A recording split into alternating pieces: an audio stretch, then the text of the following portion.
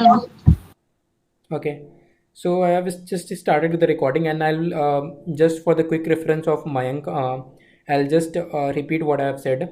Normal abnormal loss का हमने अभी नोट्स बनाया, ठीक है. अभी तक वही चल रहा है जो हमने लास्ट क्लास में डिस्कस करा था, उसी को फर्दर लेकर जा रहे हैं. नॉर्मल एंड abnormal लॉस को हमने नोट्स बनाया अभी, जिसका you can note it down और take a screenshots and note down later. Cause normal loss का क्या होगा, इनहेरेंट नेचर से, एंड एबनॉर्मल लॉस में अनफोर्सिन इवेंट से. अकाउंटिंग डिस्ट्रीब्यूट कर देते हो टू रिमेनिंग यूनिट्स. आप नॉर्मल लॉस को आप ट्रांसफर कर देते हो प्रॉफिट एंड लॉस अकाउंट में. Impact on profit, normal loss both gross and net profit को इम्पैक्ट करेगा. द बेसिक रीजन, अगर कोई भी चीज़ ग्रॉस प्रॉफिट को इम्पैक्ट करेगा तो वो तो ऑफकोर्स नेट प्रॉफिट को इम्पैक्ट कर ही रहा है. Abnormal loss impacts only net profit, because वो ग्रॉस प्रॉफिट के कैलकुलेशन में नहीं आता है, वो बाद में ट्रांसफर होता है. इंश्योरेंस यूजुअली अवेलेबल नहीं रहेगा नॉर्मल लॉस के लिए, क्योंकि वो सर्टेन होता है. हाँ. एंड इंश्योरेंस अब नॉर्मल लॉस के लिए अवेलेबल रहेगा क्योंकि वो अनफोर्सिन होता है. तो ये दो पॉइंट्स रिलेटेबल है ना. कैलकुलेशन कैसे करोगे, एबनॉर्मल लॉस को कोई सेपरेट अकाउंटिंग करना नहीं पड़ता, आप डिस्ट्रीब्यूट कर देते हो, आपको पर यूनिट पता चल जाएगा. कॉस्ट कैसे, total expenses plus other direct expenses. Other direct expenses वगैरह क्या क्या होता है, जैसे कि आपका लोडिंग अनलोडिंग चार्जेस वगैरह, कैरेज वगैरह, फ्रेट वगैरह, आपका अदर डायरेक्ट एक्सपेंसेस हो गया, divide by output after normal loss. तो आपको कितना आउटपुट आया आफ्टर एबनॉर्मल लॉस से, उससे डिवाइड कर दोगे, ठीक है. बट अगर आपको एबनॉर्मल लॉस के केस में आपको तो अमाउंट कंप्यूट करना पड़ता है कितना प्रॉफिट एंड लॉस में लेकर जाओगे. तो इस केस में अगेन सिमिलर वे में, एग्जैक्टली सेम वे में आपको पर यूनिट कॉस्ट निकालना है. Total expenses plus other direct expenses divide by inputs minus normal loss units. कितना आपका नॉर्मल लॉस यूनिट्स है उसको सिर्फ माइनस करोगे. मैंने यहाँ पे स्टार लगा कर ये बताया भी है कि don't deduct abnormal loss units, है ना. ये पर यूनिट कॉस्ट जो आया है इसको मैंने ए से डिनोट किया है, और एबनॉर्मल लॉस का टोटल लॉस अमाउंट होगा a into abnormal loss units. Right guys, everyone, हमने इसको वापस से रिपीट करा. किसी को अब यहाँ तक कोई डाउट है क्या? No, sir. No, sir. ठीक है, आगे बढ़ते हैं. अब एंट्रीज हमने देखा, ठीक है. एंट्रीज क्या क्या करना पड़ता है, इसका तो कोई एंट्री नहीं होता है. नॉर्मल लॉस का कोई एंट्री होता है क्या? Yes. इसमें क्या होगा, एंट्री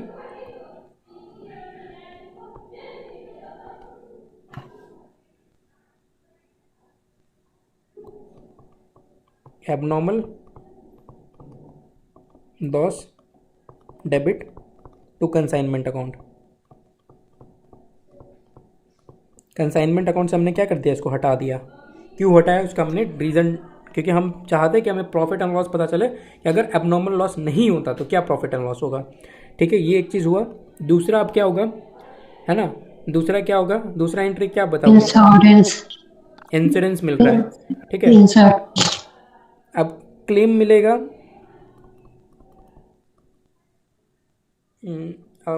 अब मान लो एक्सपेंस बॉन्ड बाई. अब जो एबनॉर्मल लॉस है, चाहे एक्सपेंस मत लिखो, loss bond by.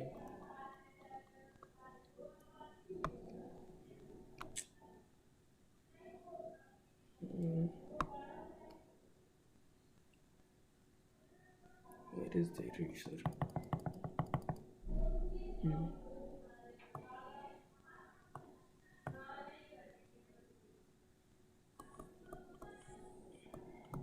Loss bond by, loss bond by. एक क्या हो सकता है, कंसाइनर, कंसाइनिंग. तीसरा क्या होगा, Insurance company. इंश्योरेंस. कंसाइनर अगर लॉस बियर कर रहा है तो क्या होगा, Abnormal loss to consignment account. ये तो ऑलरेडी डाल दिया. तो इसमें कोई अलग से एंट्री नहीं पास करेंगे, ओनली एंट्री 1, है ना. मान लो इसको मैं बोल दे एंट्री 1, तो ये ओनली एंट्री 1 होगा, है ना. इसके बाद कोई, क्योंकि क्लेम तो मिलने वाला नहीं है. अब मान लो लॉस बियर कर रहा है कंसाइनी, तो एक एंट्री क्या आएगा, consignee will be my debtor. Yes, sir. Consignee debit to क्या करोगे, abnormal loss. abnormal loss.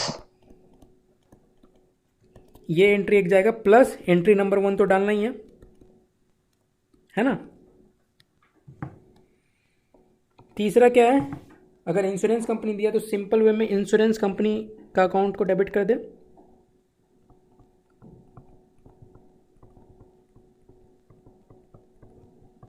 To abnormal loss plus entry number 1। किसी को यहाँ तक कोई दिक्कत No, sir. है ना। अब हमें ट्रांसफ़र करना पड़ेगा एबनॉर्मल लॉस को प्रॉफिट एंड लॉस अकाउंट में। तो देखो इसका लेजर बना कर दिखाता हूँ एबनॉर्मल लॉस अकाउंट का। एबनॉर्मल लॉस अकाउंट का लेजर कैसा बनेगा,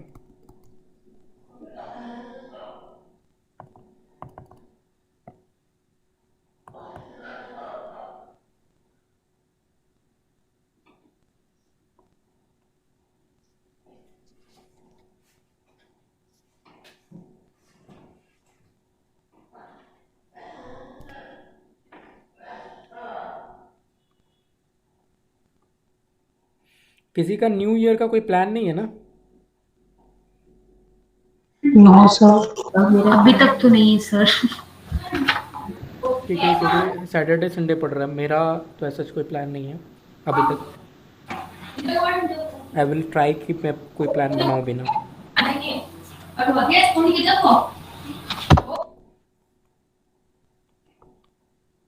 सर क्लास होगा तो बिल्कुल होगा।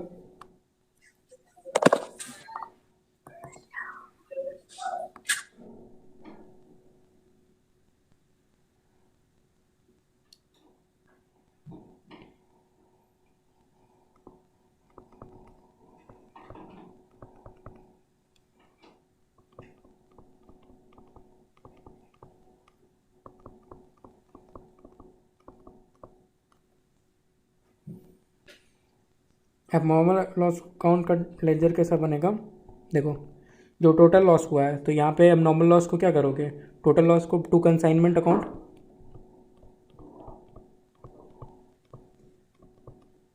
ठीक है। और बाई, मान लो अगर कोई क्लेम मिलता है कंसाइनी से तो बाई कंसाइनी हो जाएगा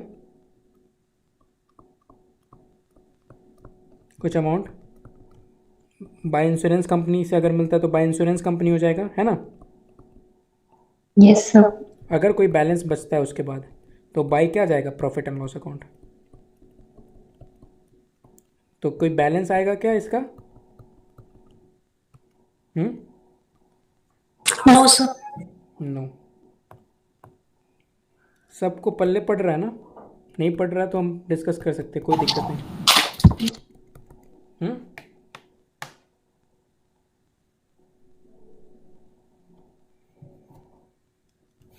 कोई दिक्कत guys. No, sir.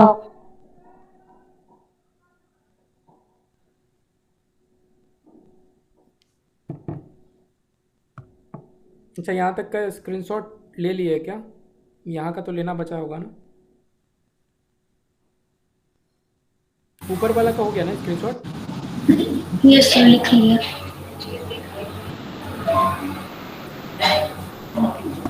Yes, sir. Okay. Okay okay, चलो आगे बढ़ते हैं।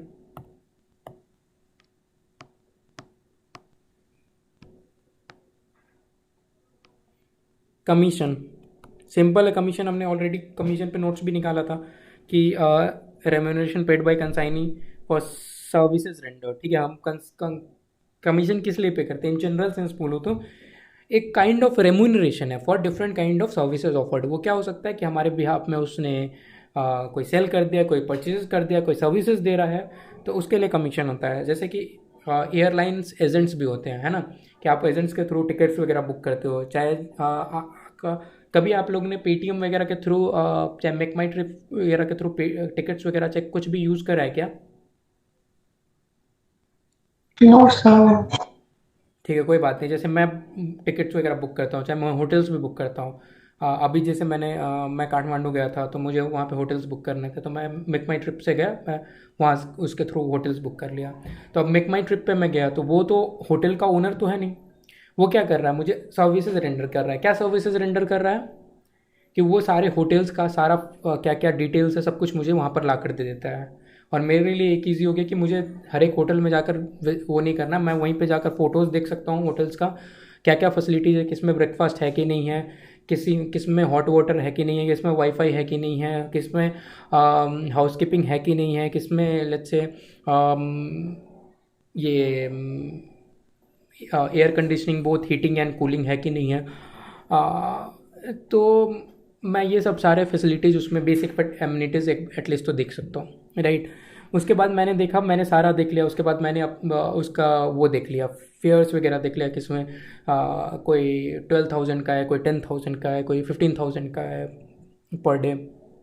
तो मैंने उसके हिसाब से प्राइस के हिसाब से कौन सा बेस्ट है in both price and facilities को एवेलुएट कर लिया, एंड देन आई बुकड। अब इतने सारे फैसिलिटीज़ मेक माई ट्रिप मुझे प्रोवाइड करा है, तो क्या वो एक्सपेक्ट करेगा कि नहीं करेगा मुझसे कुछ चार्ज करना? Yes, sir. ऑफकोर्स वो चार्ज करेगा।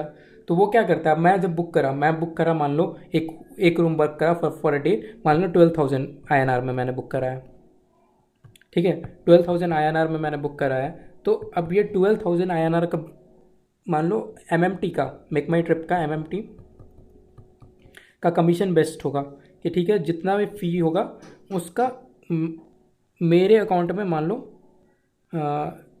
5% आ गया, और बाकी 95% किसके पास चला जाएगा, होटल के पास चला गया। अब ये विन विन सिचुएशन, होटल को फ़ायदा क्या हुआ, MMT पे रजिस्टर करवाने से उसको मैं एक कस्टमर मिल गया, MMT को भी 5% इस अमाउंट का मिल गया, मुझे भी मिल गया कि चलो मुझे इतना माथा पच्ची नहीं करना, मुझे होटल का नाम भी नहीं पता था कि कौन सा बुक करना है। मैं MMT में गया, मुझे नाम डिटेल्स एड्रेस, किसी में पार्किंग फैसिलिटीज़ है कि नहीं है, वो भी काठमांडू में ये एक अच्छा चैलेंज है, मतलब अच्छे अच्छे होटल्स में भी काफ़ी में पार्किंग का थोड़ा इशू रहता है। अगर और आप अपना व्हीकल लेकर जा रहे हो तो पार्किंग का एक इशू आ सकता है। तो क्या बोलते हूँ मैं, तो वो सब चीज़ आपने देख लिया। तो ये 5% इसने चार्ज किया, तो इसको ये क्या करा है, ये इस फैसिलिटीज़ के बाबत कमीशन लिया है ना।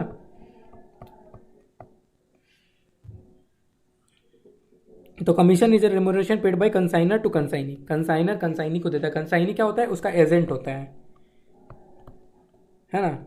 अब यहाँ पे भी क्या होता है, MMT ने मुझसे डायरेक्टली नहीं चार्ज करा कमीशन कि मुझे 5% दे दो, मैंने तो 12,000 पे कर दिया।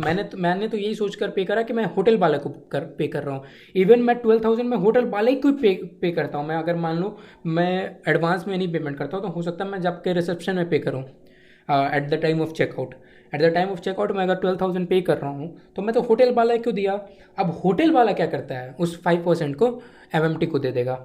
इसका 5% जो भी बनेगा 600 रुपये बनेगा ना, तो 600 रुपये MMT को दे देगा। तो MMT ने किससे चार्ज करा, होटल वाले से चार्ज करा, नॉट फ्रॉम द कस्टमर।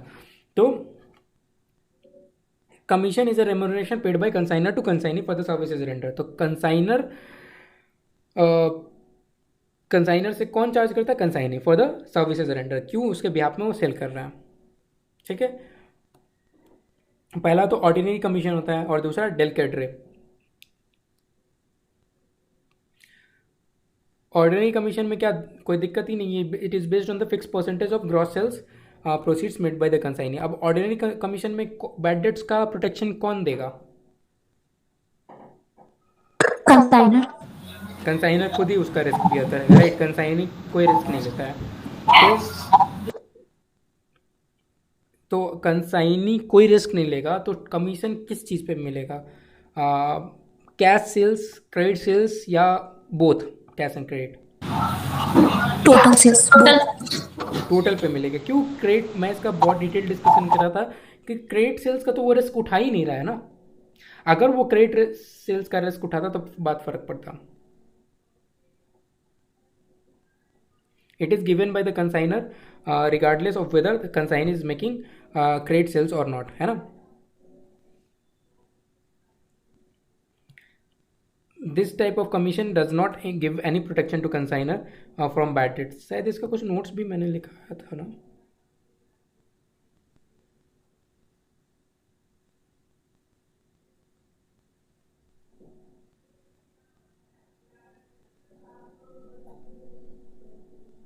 हाँ, अच्छा ये एंट्री सेल्स का एंट्री था।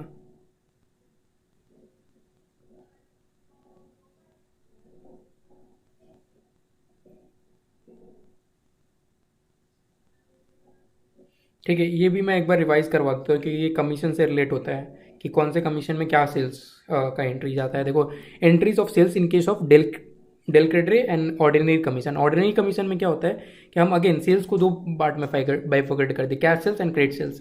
ठीक है, नॉर्मल केस में बैड डेट का चाहे क्रेडिट सेल्स का रिस्क कौन उठाता है? कंसाइनी। नॉर्मल में कंसाइन। कंसाइनर उठाता है, राइट।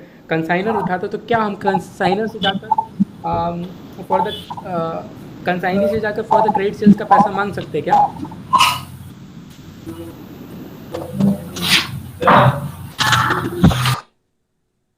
कंसाइनी से जाकर क्या क्रेडिट सेल्स का पैसा मांग सकते हैं नॉर्मल केस में? क्योंकि अब वो रिस्क बियर नहीं कर रहा है।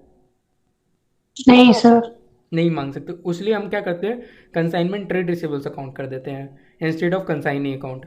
बट अगर वो रिस्क बियर कर रहा है क्रेडिट सेल्स का, in case of del credit commission में अगर वो रिस्क बियर कर रहा है तो हम कैश और क्रेडिट सेल्स दोनों का हम उसको क्या करते हैं, कैश और क्रेडिट सेल्स दोनों का क्या देते हैं, पैसा मांग सकते हैं। मतलब तो हम कंसाइनी अकाउंट को डेबिट कर देते हैं, है ना। दोनों का consign cash and credit sales दोनों का अमाउंट से हम कंसाइनी अकाउंट को डेबिट कर देते हैं। But in case of normal, क्योंकि हम क्रेडिट सेल्स का नहीं मांग सकते पैसा अनलेस वो कलेक्ट हो जाए। क्यों नहीं मांग सकते? क्योंकि वो क्रेडिट सेल्स का रिस्क नहीं लेता है। कल को अगर अमाउंट नहीं कलेक्ट हो तो वो पैसा नहीं देगा, तो हम सिर्फ कैश सेल्स का पैसा मांगते हैं। कैश सेल्स का क्या होगा, एंट्री कंसाइनी टू कंसाइनमेंट। ठीक है, डेल क्रेडिट में वो रिस्क बियर करता है, तो कैश हो चाहे क्रेडिट हो, कल को नहीं भी पैसा मिले तो कंसाइनी को पैसा तो देना ही पड़ेगा कंसाइनर को। तो इन दैट केस हम कंसाइनी को डेबिट कर देते हैं, both cash and credit sales, है ना। इसमें तो कोई दिक्कत नहीं है ना। No sir. अब यहाँ पे देखते हैं, तो ऑर्डिनरी कमीशन आपका जाएगा ही जाएगा, और ये आपको बैड डेट से प्रोटेक्शन नहीं देता है। डेल क्रेडिट कमीशन, अब क्या होता है कि to increase the sales and to encourage the consignee to make credit sales. तो आपको क्या होता है कि यूजुअली ना आपको क्या होता है कि आप एक एडिशनल कमीशन देते हो। Consignor provides an additional commission. तो मैंने क्या बोला, डेल क्रेडिट कमीशन के केस में हमेशा कमीशन का परसेंटेज ज़्यादा होगा। मैंने बोला था कि नहीं बोला था? यस है ना। तो मान लो ऑर्डिनरी कमीशन 5% था, तो ये आपको कर दिया टोटल यहाँ पे 7% है। तो इसमें से अगर देखा जाए तो 5% is still your ordinary commission, right.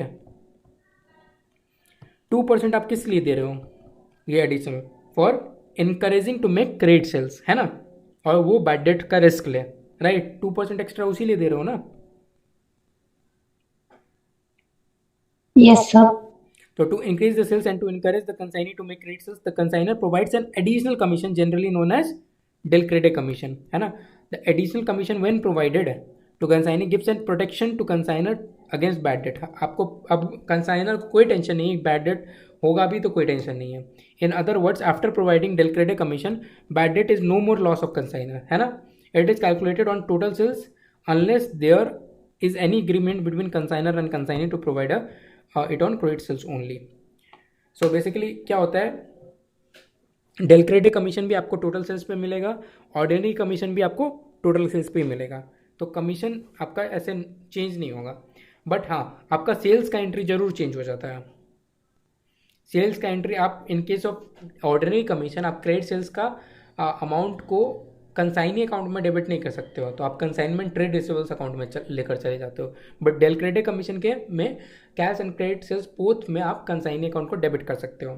ठीक है, कमीशन डेल क्रेडिट में भी unless there is an agreement आप टोटल सेल्स पे दोगे, एंड ऑर्डिनरी में भी आप टोटल सेल्स में देते हो। कोई दिक्कत? No Yes, sir. ये कहाँ से नींद से उठी अभी? No, sir.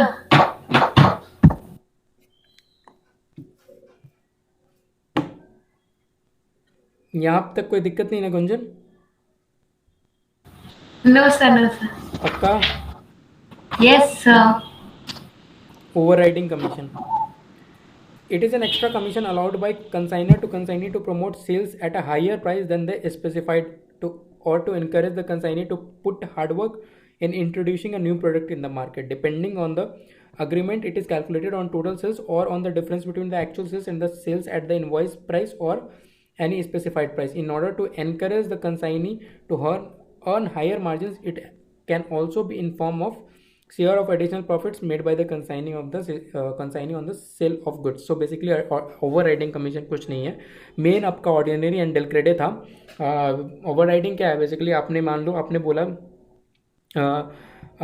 कंसाइनी को क्या बोला, आपको ये प्रोडक्ट 100 रुपये में बेचना है नॉर्मली, ठीक है, 100 रुपये में बेचना है. अगर आप इससे ऊपर जितना भी बेचे ना, इससे ऊपर जितना भी बेचे, आपका जो नॉर्मल कमीशन है तो वो तो है ही, बट आप मान लो 150 में बेच दिए, तो जितना भी एडिशनल में बेचे ना, उसमें आपको क्या कितना मिल जाएगा, उसमें आपको कितना मिल जाएगा, आपको 50% मिल जाएगा. मान लो 50 रुपये आपने एक्स्ट्रा में बेचा, तो आपका जो कमीशन बनता है वो तो बनेगा ही, प्लस आपको 25 रुपये और मिल जाएगा.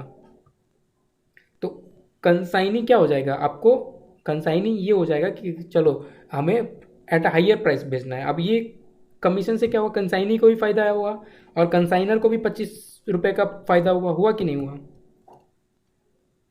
कंसाइनर कंसाइनी दोनों को फ़ायदा हुआ ना 25-25 रुपये का. Yes sir.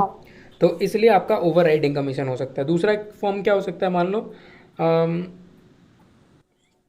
कि आपको अगर मान लो कि कोई न्यू प्रोडक्ट आपको इंट्रोड्यूस करना है, ठीक है, मार्केट में न्यू प्रोडक्ट इंट्रोड्यूस करना है, तो आप चाहोगे कि कंसाइनी जो है वो ज़्यादा हार्डवर्क करे उस प्रोडक्ट को बेचने में, क्योंकि नया प्रोडक्ट जल्दी कोई लेगा नहीं, ट्रस्ट नहीं आता है नया प्रोडक्ट पे. तो उस केस में क्या करना पड़ता है, आपको extra bit of hard work placing करना पड़ता है. अब extra bit of hard work placing करने के लिए आपको कुछ तो इंसेंटिव देना पड़ेगा उसे. तो आप क्या बोलोगे कि चलो आप जितना क्वांटिटी बेचोगे, अगर आप बोल दोगे कि मान लो 10,000 क्वांटिटी तो आपने बेचना है, 1000 क्वांटिटी से अगर ज़्यादा बेचे तो जितना क्वांटिटी बेचोगे उतना पे आपका जो कमीशन है वो तो होगा ही, प्लस एडिशनल 10% कमीशन और दे देंगे, है ना. तो ये ओवरराइडिंग कमीशन बेसिकली एक काइंड ऑफ इंसेंटिव है, ताकि वो ज़्यादा या तो ज़्यादा प्राइस में सेल करे या तो ज़्यादा क्वांटिटी सेल करे, या मतलब बेसिकली हार्डवर्क ज़्यादा करे, राइट. हमें भी कंपनीज में बोनस मिलता है ना, मुझे भी, मैं पूरा काम करूँगा तो अच्छा से ज़्यादा काम करूँगा तो बोनस मिलेगा, अच्छा काम करूँगा तो बोनस मिलेगा. तो हमें क्या होता है कि चलो उस बोनस के लिए, उस चीज़ के लिए, प्रमोशंस के लिए हम क्या करते हैं, एक्स्ट्रा काम करने का कोशिश करते हैं. किसी को कोई दिक्कत, कोई गिला शिकवा? बिल्कुल नहीं sir. Return of goods from consignee, क्या कंसाइनी गुड्स को रिटर्न कर सकता है?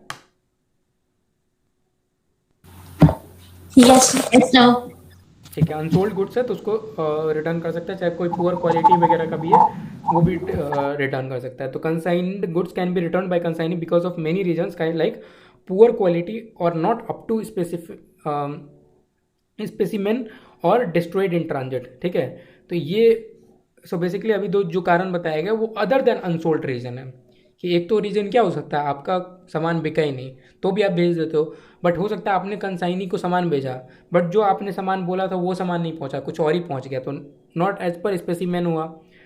आपका सामान ट्रांजिट में डैमेज हो गया, destroyed in transit, poor quality का है, आपने जो क्वालिटी एक्सपेक्ट करा था वो क्वालिटी नहीं मिला है. तो in such a situation the question arises what is the valuation of return goods. ठीक है, आपको ये देखना पड़ेगा आप क्या कितना का सामान रिटर्न हुआ है, ठीक है, ताकि आप कंसाइनमेंट अकाउंट में उसका अकॉर्डिंगली एंट्री डाल पाओ.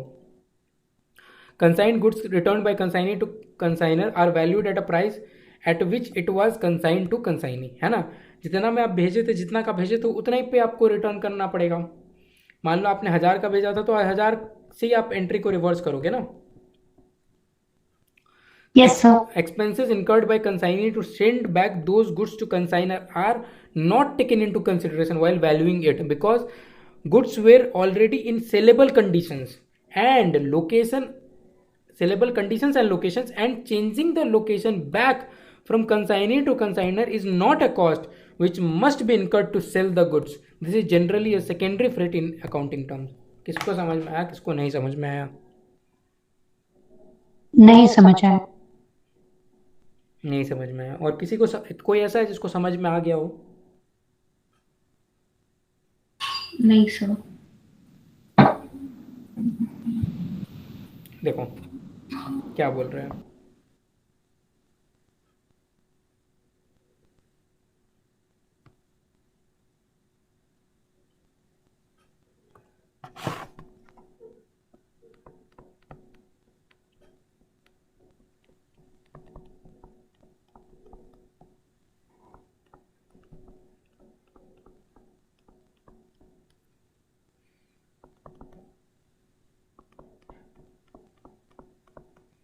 अरे तो ये बताओ क्यों गुड्स वापस बेचेगा? या एक तो बिका नहीं, क्वालिटी की वजह से, low quality, poor quality, damage in transit, और क्या हो सकता है? Not as per specimen.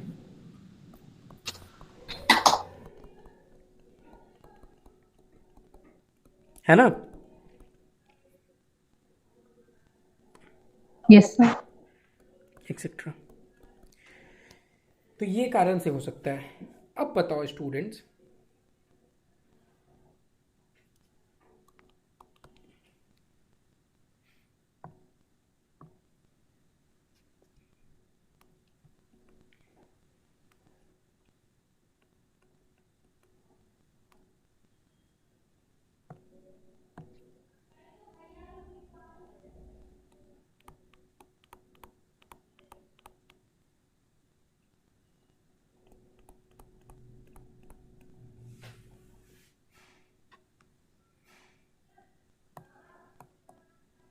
तो आपका कॉस्ट क्या होता है basically?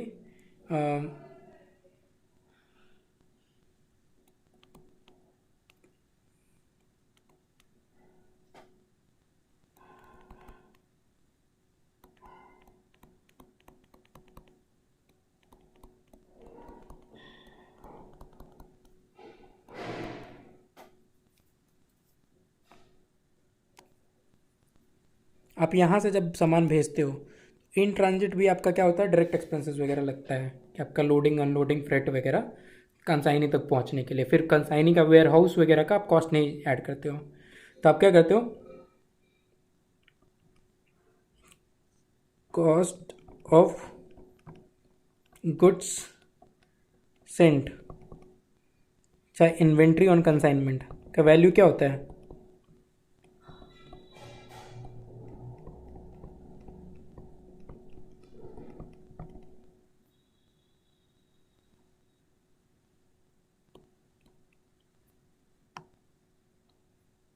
Cost of inventory to consignor plus in transit direct expenses. यहां तक किसी को दिक्कत है क्या? No sir. तो ये अभी तक क्या हुआ कि आप सामान भेज रहे हो, ये क्या हो रहा है, आप सामान भेज रहे हो,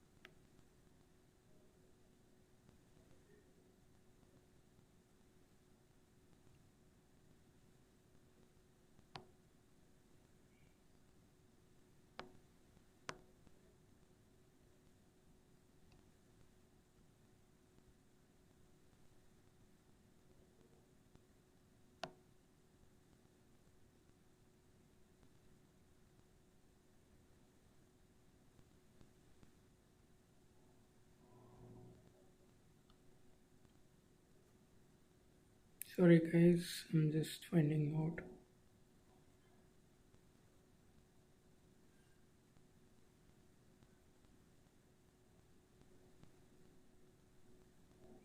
ठीक है, वाइल सेंडिंग ये होता है। अब मान लो रिटर्न हो गया,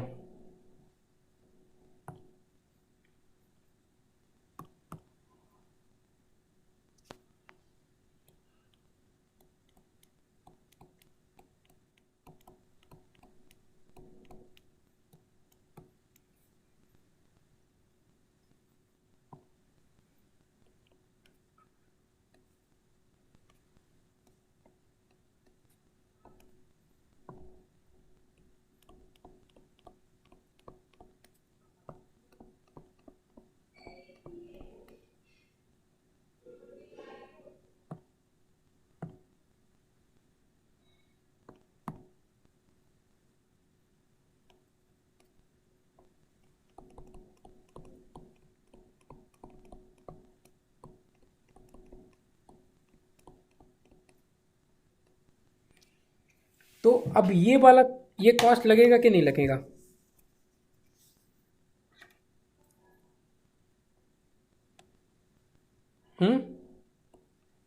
ये कॉस्ट लगेगा कि नहीं लगेगा? Cost in sending back goods, ये कॉस्ट तो इनकर तो होगा। कंसाइनी अब Yes, बियर sir. कोई भी कर सकता है, कंसाइनी बियर करे, कंसाइनर बियर करे, that is a different question. Cost तो लगेगा। Yes, sir. हाँ, अब ये कॉस्ट जो लग रहा है, क्या हम इससे इन्वेंट्री का वैल्यू में ऐड कर दें? Yes, sir. Yes, no sir. No, I am getting a mixed response. जो यस बोल रहा है वो रीज़न बताए, और जो नो बोल रहा है उसका भी रीज़न बताए, क्यों ऐसा सोच रहे हो?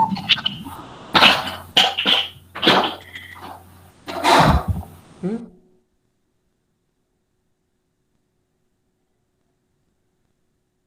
सर क्वेश्चन है इन्वेंट्रीज में ऐड होगा कि नहीं ये कॉस्ट? हाँ, ये कॉस्ट इन्वेंट्री में ऐड होगा कि नहीं होगा? होगा, क्यों होगा? बिकॉज अमाउंट एक्सपेंसेस हो रहा है ना, अमाउंट लग रहा है उतना, इसीलिए। रितु, तुमने बोला कि नहीं होगा, क्यों नहीं होगा? हम्म? सर ये इनडायरेक्ट कॉस्ट है ना, इनडायरेक्ट कॉस्ट मानेंगे क्योंकि ये परचेज से रिलेटेड, मतलब जो डायरेक्ट उससे रिलेटेड नहीं है।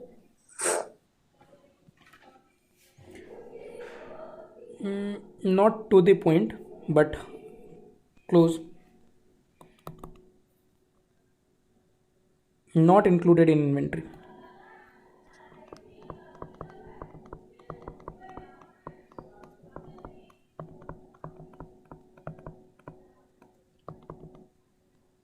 As this cost is not required to bring inventory to sellable condition.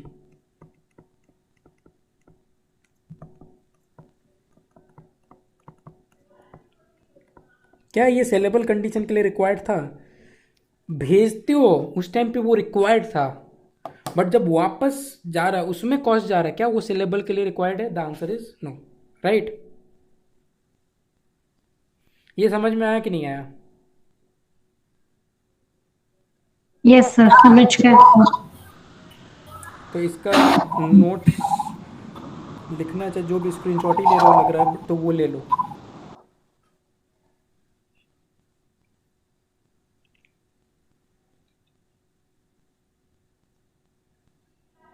अब हो सकता है ये नोट्स ना तुम्हें बुक में जितना लिखा हुआ है उससे ज़्यादा दिखे, उससे लंबा दिखे, बट इट वाज रिक्वायर्ड कि हम सिनेरियो क्रिएट करें कि सेंड जब करते उसमें तो वो सारे खर्चे, वही रास्ते के सिमिलर खर्चे हम डालेंगे, बट रिटर्न करने टाइम में वही खर्चे हम नहीं डालेंगे।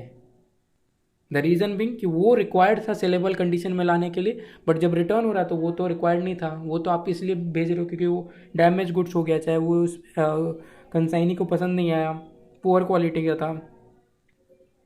सबने ले लिया स्क्रीनशॉट, चाहे जो भी करना था?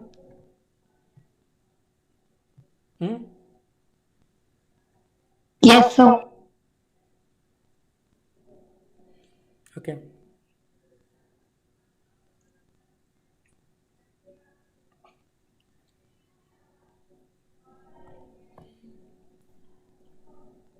अब ना मैं जो बता रहा हूँ वो पढ़ो, रीड आउट करो।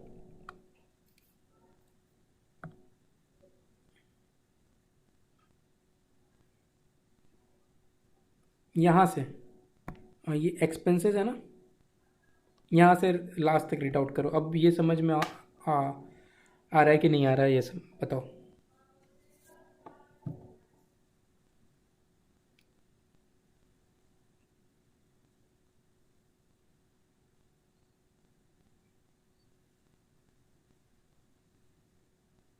Yes sir. यस सर, समझ गया। Yes sir. आ गया समझ में? Yes sir. ठीक है।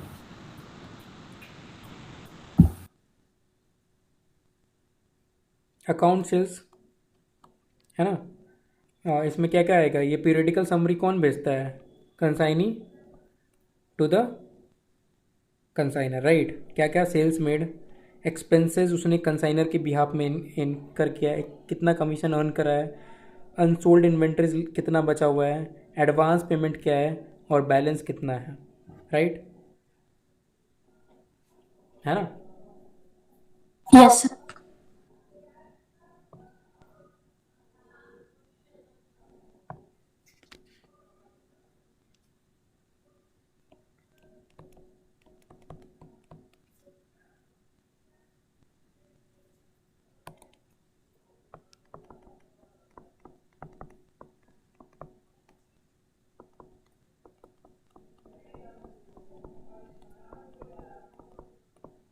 पीरियडिकल स्टेटमेंट,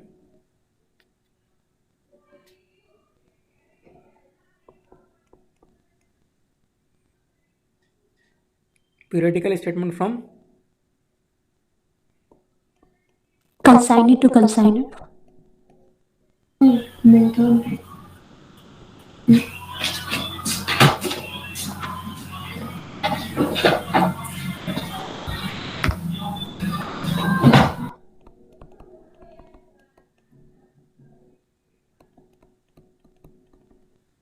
क्या पर्टिकुलर्स आता है इसमें? Sales need, sales expenses, commission, advance, inventories,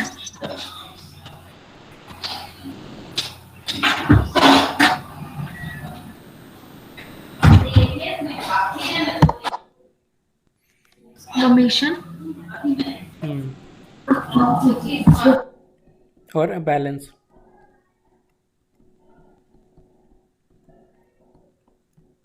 ठीक है, ये चीज़ हो गया। इसका भी फटाफट स्क्रीनशॉट जो भी करना है करो। Yes sir. Yes sir. अभी तक हम कहाँ पे अकाउंटिंग कर रहे थे? किसके बुक्स में? कंसाइनर के। कंसाइनर के बुक्स में। बट कंसाइनी के बुक, अगर एजेंट एजेंट को भी हमें, हम चार्टर्ड अकाउंटेंट है, हमें एजेंट को भी हेल्प करना पड़ेगा, तो हमें ये भी समझना पड़ेगा कंसाइनी क्या क्या अकाउंटिंग करेगा। उसके पास सामान आ रहा है, वो सेल कर रहा है, उसको कमीशन अर्न करना है, तो क्या क्या अकाउंटिंग कंसाइनी करेगा, वो भी इम्पॉर्टेंट है कि नहीं है सीखना। Yes sir. तो accounting in the books of consignee now. The consignee is not concerned when the goods are consigned to him or when the consigner incurs expenses. उसको कंसाइनी को मतलब नहीं जब वो सामान वहाँ से भेज रहा है, चाहे वो बीच में कोई खर्चा इनकर कर रहा है, उसको क्या मतलब है। ठीक है, कंसाइनी को तब फ़र्क पड़ता है जब वो एडवांस देता है, चाहे कोई सेल करता है, चाहे कोई एक्सपेंसेस इनकर करता है on the behalf of consignment. ठीक है, चाहे कोई कमीशन अर्न करता है, राइट, वो इसको इम्पैक्ट कर रहा है। सेल कर रहा है, सेल करने से क्या इम्पैक्ट हो रहा है कि उसको सेल करने से उसको कंसाइनर को क्या करना पड़ेगा, पैसा देना पड़ेगा, और Yes. कस्टमर से पैसा लेना पड़ेगा, चाहे इसके पास कैश आ जाएगा सेल करने के बाद, जो कि क्या कंसाइनर को पे करना है। कोई खर्चा इनकर करा है तो वो रिकवर करना पड़ेगा कंसाइनर से। कोई कमीशन अर्न करा है तो वो इनकम हो गया, और किससे लेगा? कंसाइनर से लेगा, एडवांस दिया है तो उसके बैंक से पैसा जाएगा और उसके लिए क्या हो गया, एक एसेट हो गया। एडवांस दिया अगर कंसाइनर को तो वो एसेट हो गया ना। Yes sir. तो कोई अगर सेल्स कर रहा है, सेल्स कर रहा है तो क्या सेल्स करने से इसका कोई इनकम होता है क्या?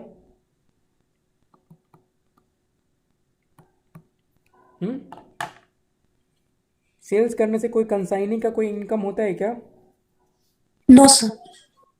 वो तो सेल्स करने से इनकम किसका हुआ, कंसाइनर का हुआ। इसके लिए तो क्या हो गया, एक हाथ से पैसा लो दूसरे हाथ को पैसा दो, दो, सेल्स के यस। लिए, है ना। तो ये एक हाथ में डेटर क्रिएट कर लेगा, चाहे कैश रिसीव हो जाएगा, चाहे बैंक में पैसा आ जाएगा। दूसरे हाथ में क्या हो जाएगा, कंसाइनर, एक लायबिलिटी आ जाएगा, यस सर। है ना। एक हाथ से पैसा लेना, दूसरे हाथ को पैसा देना है।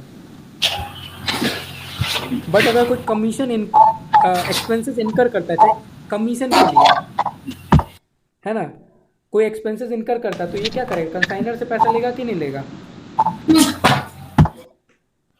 तो कंसाइनर अकाउंट को डेबिट कर देगा। अब क्योंकि कमीशन,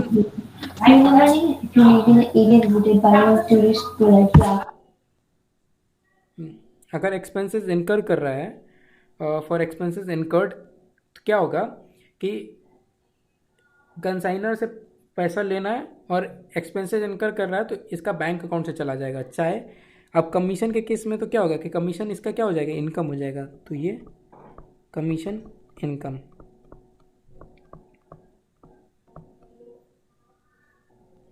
एडवांस पे करा है तो consignor will be an asset और बैंक से पैसा चला गया। For recording of bad debts, अब क्योंकि बैड डेट्स रिकॉर्ड कर रहा है, अब बैड डेट्स का भी दो केस हो सकता है, नॉर्मल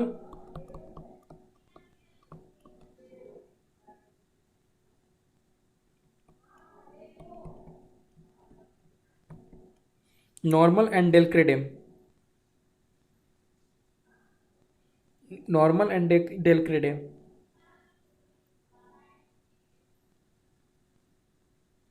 है ना। तो पहले तो बैड डेट्स रिकॉर्ड कर रहा है तो क्या हुआ, अब उसको कस्टमर से तो पैसा मिलेगा नहीं। तो जिस कस्टमर को यहाँ पे डेबिट करा, जिस कमीशन को डेबिट करा, कस्टमर को डेबिट करा, यहाँ पे डेटर्स डेबिट करा, उसको राइट ऑफ करना पड़ेगा। Yes sir. डेबिट कर दो बैड डेट। अब देखो ये बैड डेट्स को डेबिट करा, अब ये जो बैड डेट है ना, बैड डेट का ट्रीटमेंट हमें फर्दर देखना पड़ेगा, क्या डेल क्रेडे है या नॉन डेल क्रेडे है। अगर ये नॉन डेल क्रेडे है तो ये लॉस किसका होता है, कंसाइनर का, यस। और नहीं तो कंसाइनी का खुद का हो जाएगा डेल क्रेडे में। Yes sir.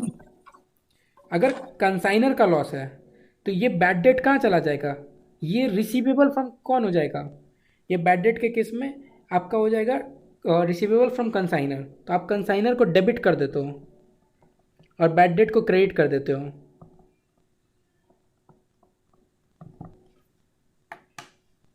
समझ रहे हो कि नहीं समझ रहे हो? आपने सेल करा, मान लो आपने 1000 रुपये का सेल्स करा, तो क्या एंट्री कंसाइनी पास करेगा?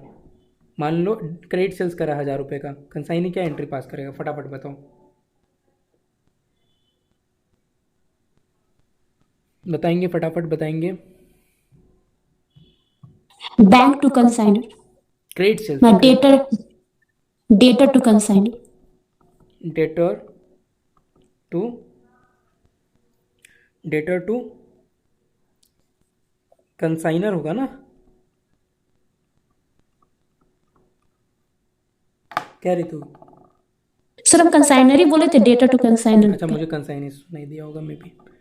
डेटर टू कंसाइनर है ना, 1000 रुपये से पास कर दोगे। अब मान लो ऑर्डिनरी कमीशन वाला केस है जहाँ पे bad debt is a responsibility of consignor और 200 रुपये का बैड डेट हो गया, है ना। तो मान लो यहाँ पे तुमने कंसाइनर को बोला तुम 1000 रुपये दोगे पहले तो, बट पता चला 200 रुपये तो कस्टमर से मिलने वाला नहीं है, तो आप कंसाइनर को कितना पैसा दोगे? 800। 800 दोगे, राइट। तो हमें क्या करना पड़ेगा, 200 से क्या करना पड़ेगा, कंसाइनर को डेबिट करना पड़ेगा।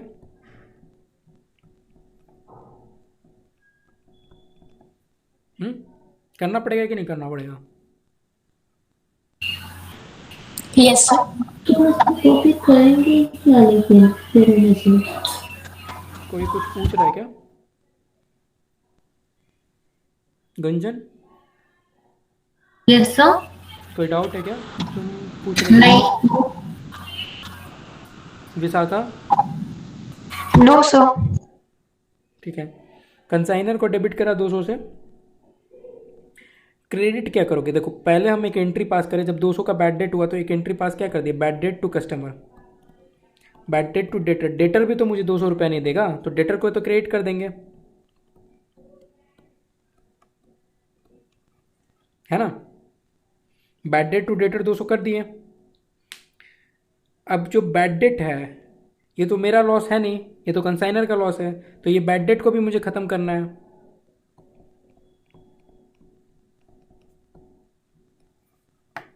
तो ये 3 एंट्री जाएगा। समझ में आया कि नहीं आया? नहीं समझ यस में, सर। नहीं समझ में आया तो प्लीज़ क्लियरली बोलो, मैं इसको समझाता हूँ।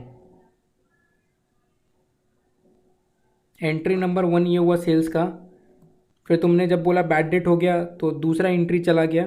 अब दूसरा एंट्री के बाद ये देखना पड़ता है कि क्या मेरा डेल क्रेड है या नॉन डेल क्रेड है, क्योंकि नॉन डेल क्रेड है, मेरा लॉस नहीं है, तो बैड डेट को मैंने रिवर्स कर दिया, और कंसाइनर को मैं पैसा नहीं दूंगा तो उसको मैंने डेबिट कर दिया, 200 रुपये मैं कम कर दूंगा ना। तो तीसरा एंट्री मैंने ये पास करा। सबको समझ में आ रहा है कि नहीं आ रहा है? Yes sir. Yes sir. ठीक है, तो पहले तो ये देखो कमीशन का एंट्री, ये बैड डेट का एंट्री, ये बैड डेट का, ये तो एंट्री डलेगा ही डलेगा। अब इसका जो बैड डेट का ट्रीटमेंट, ये मेरा खुद का लॉस है या कंसाइनर से रिकवरेबल है, उस पर डिपेंड करेगा। अगर ये del credere commission is not allowed, अगर आप डेल क्रेडे नहीं दे रहे हो तो कंसाइनर से मैं रिकवर करूँगा, मतलब कंसाइनर को कम पैसा दूंगा, तो ये कंसाइनर को मैंने डेबिट कर दिया, बैड डेट को क्रेडिट कर दिया। अगर डेल क्रेडे अलाउड है, डेल क्रेडे कमीशन अलाउड है, तो बैड डेट किसका खर्चा है? कंसाइनी का। कंसाइनी का। तो मान लो तुम कमीशन तुम्हें 1000 रुपये मिला है, और बैड डेट कमीशन मान लो 1000 रुपये मिला, बैड डेट 200 रुपये का हुआ, तो एक्चुअली में तुम्हें जो नेट कमीशन मिला है ना वो 800 का मिला है। तुम्हें 200 का क्यों ज़्यादा कमीशन मिला था, क्योंकि तुम 200 का बैड डेट बियर करने वाले थे।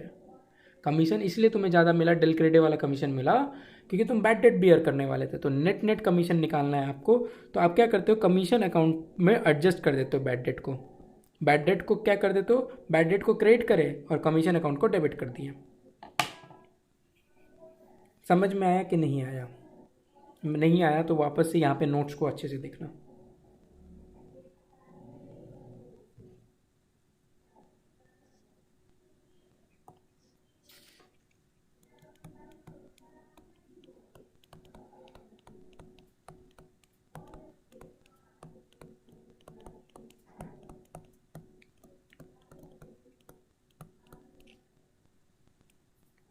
Entries in the books of consignee.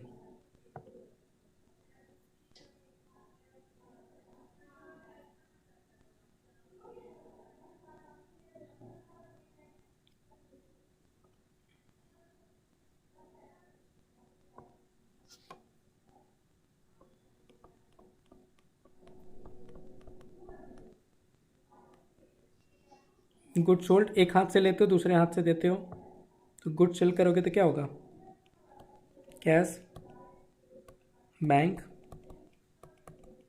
Debtor to consignor. किसी को यहाँ पे दिक्कत आएगा वहीं पे मुझे रोक देना please. To consignor account,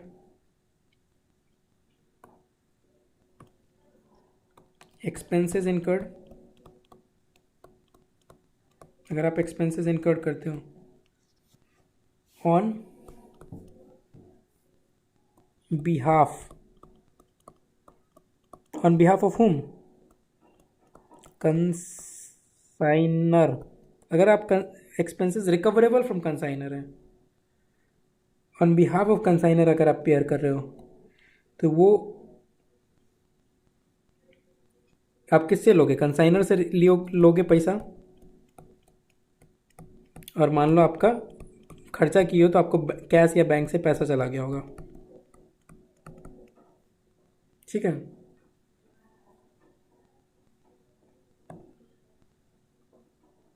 sorry. तीसरा आपका क्या हो सकता है? कमीशन।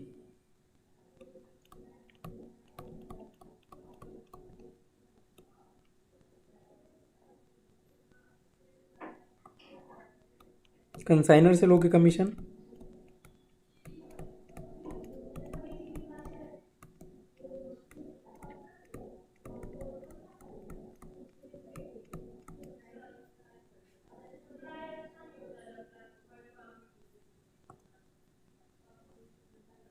कमीशन। उसके बाद बैड डेट्स,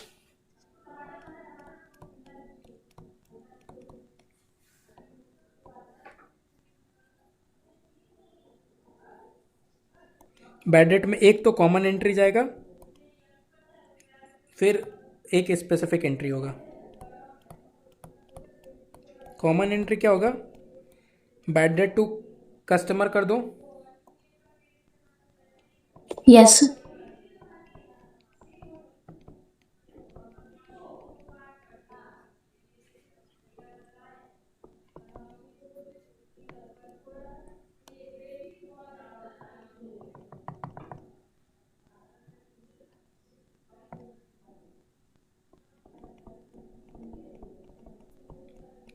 स्पेसिफिक एंट्री क्या होगा? एक तो हमारा क्या हो सकता है? Without del credere with del credere, without del credere it's a responsibility of whom? Consignor. तो हमारा खर्चा नहीं है, हम कंसाइनर को डेबिट कर देंगे।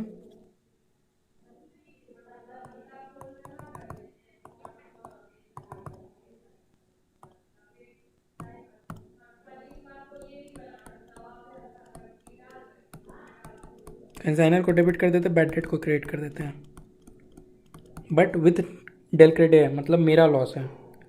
मेरा लॉस है तो हम कहाँ से एडजस्ट कर देंगे? कमीशन अकाउंट से एडजस्ट कर देंगे। मैंने जो टोटल कमीशन यहाँ पे अर्न किया है उसमें से हम उस कमीशन को रिड्यूस कर देंगे, ताकि मुझे ये पता चले कि हम एक्चुअली में कितना कमीशन अर्न किए हैं फ्रॉम कंसाइनमेंट। एजेंट को भी ये पता चलना चाहिए ना। To bad debt. समझ में आया कि नहीं आया?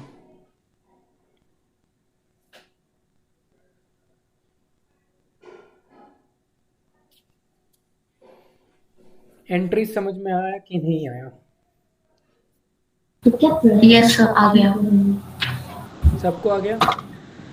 Yes sir. यस।